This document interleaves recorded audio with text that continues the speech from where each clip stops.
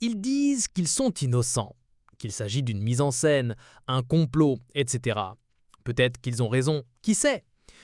Le gouvernement s'ennuie un peu, peut-être, si bien qu'il va lui-même créer une psychose de trouble dans le pays, à 2 mois des élections, et installer une atmosphère délétère pour se faire harakiri. Qui sait? Peut-être qu'ils ont raison. N'ont-ils toujours pas eu raison dans ce pays?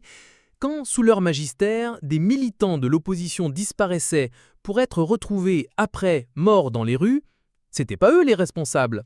C'était un complot de l'opposition qui faisait disparaître ses propres militants pour les accuser eux. Quand le charnier de Yopougon a été découvert, ce n'était toujours pas eux. C'était un complot de gens qui avaient ramassé des corps dans les rues pour les entasser à la lisière de la forêt du Banco pour encore les accuser eux. Quand des militantes de l'opposition sont arrêtées et violées, c'est toujours pas eux.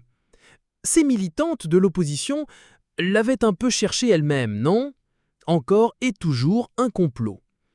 Quand des femmes manifestant dans les rues d'Aboubo sont fauchées par leurs balles assassines, ce n'est naturellement pas eux. C'est un montage.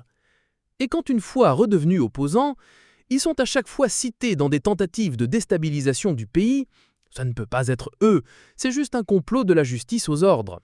Sic. Alors, pourquoi voulez-vous les rendre responsables des casses de 2 malheureux véhicules de l'État ?